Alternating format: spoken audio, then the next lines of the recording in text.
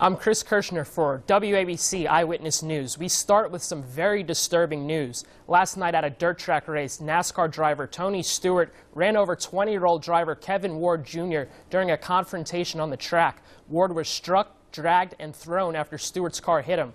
Ward was declared dead upon arrival to a local hospital. Police are currently investigating the crash.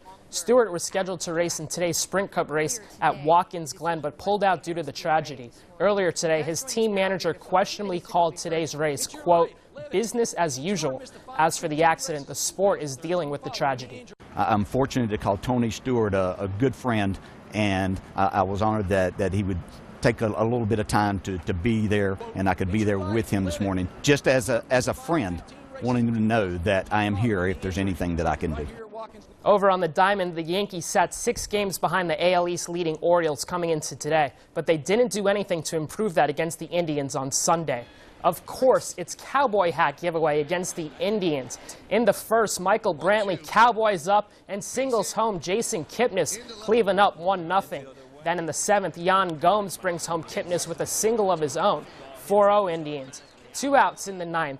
The Yanks offense finally decides to show up in the form of Jacoby Ellsbury, depositing one in the right field bleachers, but it wasn't enough. The Yankees drop their second in a row and lose 4-1. Before today's game, Mets manager Terry Collins announced rookie Jacob deGrom will miss his next start due to shoulder stiffness. As for the game today, the Philly fanatic couldn't sabotage the Mets bats today. In the 5th, Lucas Duda blasts one off of Kyle Kendrick to straightaway center. That's Duda's 21st homer on the season. Mets up 5-1. Next batter, Travis d'Arnaud takes a page from Duda and crushes one to left. But then the Mets bullpen imploded. Marlon Byrd tied it at 6 with a single off closer Henry Mejia, bringing home Cody Ashe. 2 batters later, Ryan Howard, full count, 2 outs, singles to right, scoring Byrd, and the Phils rally with a walk-off 7-6 win. Cornerback wasn't the strongest position entering the season for the New York Jets. On Sunday, that position got much weaker. Rookie Dexter McDougal tore his ACL after his cleat got stuck in the turf while covering a one-on-one drill. He'll miss all of the 2014 season. 30 minutes before McDougal went down, D. Milliner, the self-proclaimed best corner in the league, went down with an ankle injury. Obviously a huge loss for the defense when you're the best in the league. He'll be out a few weeks with a high ankle sprain.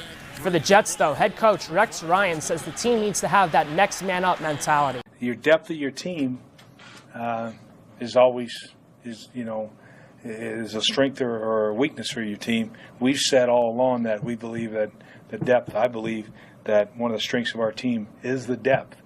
Last night, the New York Football Giants wrapped up Game 2 of the preseason with their second win. But settle down, Giants fans. They don't look like a team destined for greatness just yet. The first-team offense hasn't found its groove yet under new offensive coordinator Ben McAdoo. The one bright spot last night against the Steelers, though, was Rashad Jennings' 73-yard touchdown burst through the middle of the line of scrimmage. Jennings gave all the credit to his offensive line after the game.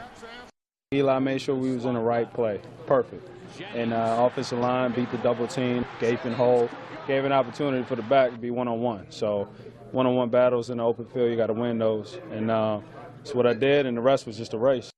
In late May, Rory McIlroy abruptly called off his wedding to his then-fiancée Caroline Wozniacki. Since then, McIlroy has won 2 consecutive PGA tournaments, over $3 million in winnings, and is in the hunt to win his 2nd consecutive major. I don't think Rory will be hitting the dating scene anytime soon. Here's where they stand right now. It's crowded at the top. Ricky Fowler has the slim lead at the moment. McIlroy is tied for 4th, but there's still a lot of golf left to play.